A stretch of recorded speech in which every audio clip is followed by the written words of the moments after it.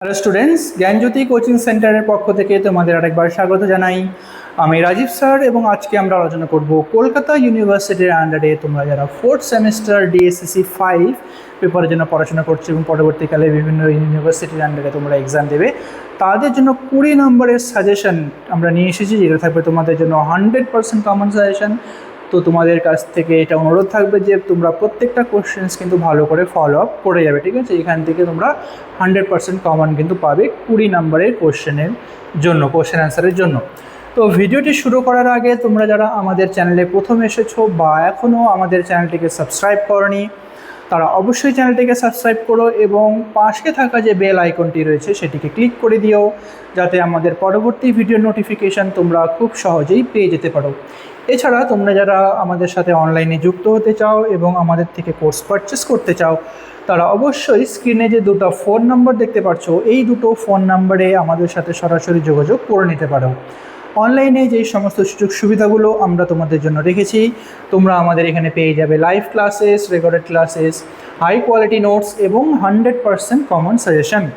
Major স্টুডেন্টদের জন্য পুরো সেমিস্টারের কোর্স ফি রাখা হয়েছে অল সাবজেক্টের জন্য শুধুমাত্র 1199 এবং মাইনর স্টুডেন্টদের জন্য রাখা হয়েছে অল সাবজেক্টের কোর্স ফি পুরো সেমিস্টারে শুধুমাত্র 699। এছাড়া গুগল প্লে স্টোরে আমাদের একটা অ্যাপ্লিকেশন রয়েছে, যেই অ্যাপ্লিকেশনটার নাম হলো পিস্টিকল এডুকেশন।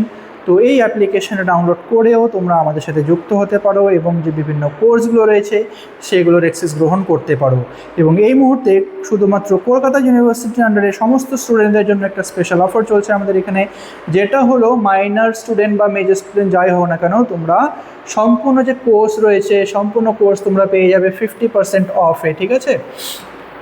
তো এই 50% অফে যে অফারটা রয়েছে সেই অফারটাকে তোমরা এখনই যদি লাভ নিতে চাও, তাহলে অবশ্যই আমাদের যে অফিসিয়াল নাম্বারগুলো আছে এই অফিসিয়াল নাম্বারে আমাদের সাথে কন্ট্যাক্ট করতে পারো, ঠিক আছে?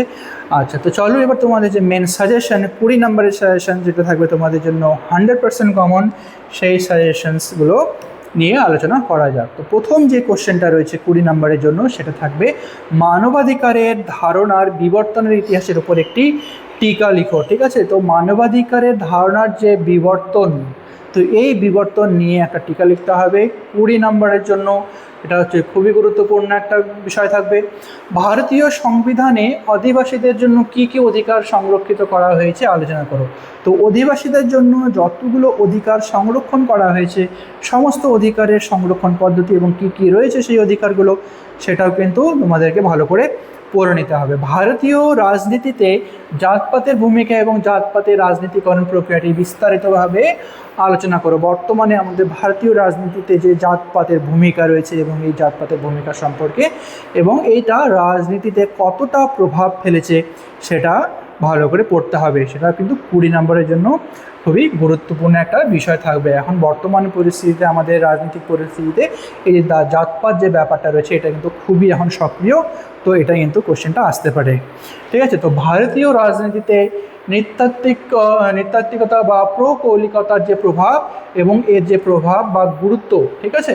তো প্রভাব এবং গুরুত্ব দুটোই কিন্তু ভালো করে পড়ে নেবে। 1970-এর দশক থেকে ভারতের পরিবেশ আন্দোলনের বিভিন্ন বিবর্তন এবং বৈশিষ্ট্যগুলোর উপর একটি প্রবন্ধ লিখো, ঠিক আছে? তো পরিবেশের উপর যে সমস্ত আন্দোলন হয়েছিল 1970-এর দশক থেকে, ঠিক আছে, ভারতের যে পরিবেশ আন্দোলন, এই পরিবেশের আন্দোলনের ক্রমবিবর্তন এবং কী কী বৈশিষ্ট্যগুলো রয়েছে এই সম্পর্কে ভালো করে পড়ে নেবে।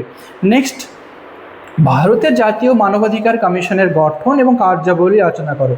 তো জাতীয় মানবাধিকার যে কমিশন রয়েছে ভারতের, এই জাতীয় মানবাধিকারের কমিশনের কার্যাবলী কী কী কাজ করে থাকে ওরা, এবং এই কার্যাবলী এবং গঠন, এই কমিশনের গঠন কীভাবে গঠিত হয়েছে, কী কী সদস্য রয়েছে, এখানে সদস্য পদ রয়েছে, সমস্ত ব্যাপারে আলোচনা করতে হবে। এই কমিশন নিজ দায়িত্ব পালনে কতদূর সক্ষম। তো এই যে মানবাধিকার যে কমিশন রয়েছে আদেও নিজের দায়িত্ব পালন করেছে কিনা বা কতটা সক্ষম হয়েছে এই সম্পর্কে কিন্তু তোমাদেরকে ভালো করে পড়ে নিতে হবে।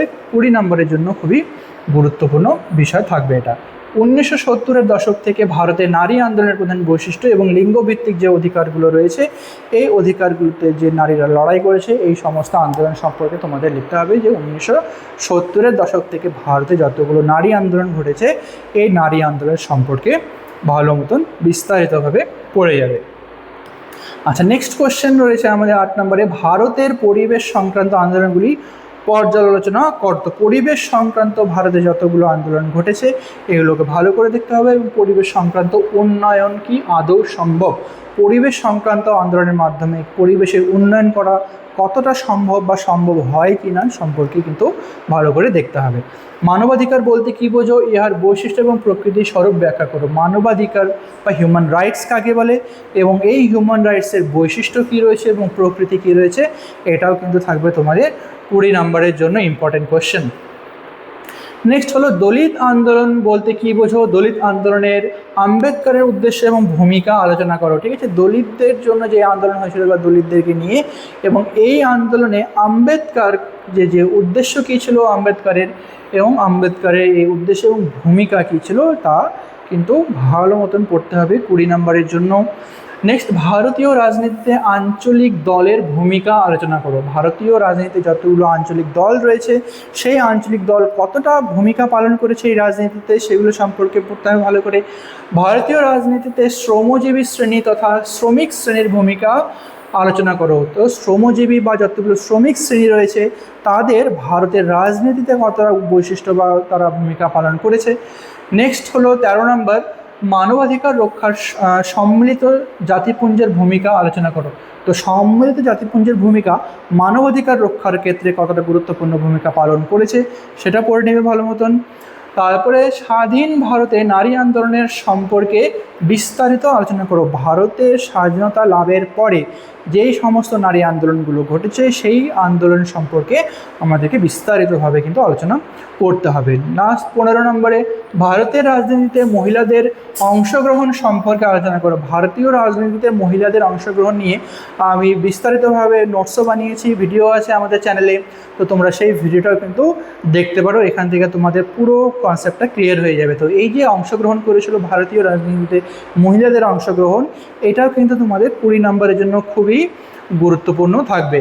লাস্ট যে কোশ্চেনটা রয়েছে সেটা হলো আদিবাসী বলতে কী বোঝে এবং ভৌগোলিক অঞ্চল এবং অর্থনৈতিক ভিত্তিতে ভারতের আদিবাসীদের শ্রেণী বিভাগ করো। ভৌগোলিক অঞ্চলের ভিত্তিতে এবং যে অর্থনীতির ভিত্তিতে, ঠিক আছে, ভৌগোলিক অঞ্চল এবং আর্থিক দিক থেকে এই আদিবাসীদেরকে কি কি ভাগে ভাগ করা হয়েছে এই সমস্ত থাকবে তোমাদের 20 নম্বরের জন্য খুবই গুরুত্বপূর্ণ টপিক। ঠিক আছে, তো প্রত্যেকেই কোশ্চেন্সগুলো কিন্তু ভালো করে তোমরা স্টাডি করে যাবে, এটা এখান থেকে কিন্তু অবশ্যই তোমরা কিন্তু 20 নম্বরের জন্য কমন পাবেই। ঠিক আছে, তো এটাই ছিল আজকে আমাদের আলোচনার বিষয়। ভিডিও যদি ভালো লেগে থাকে তাহলে অবশ্যই লাইক আর কমেন্ট করো।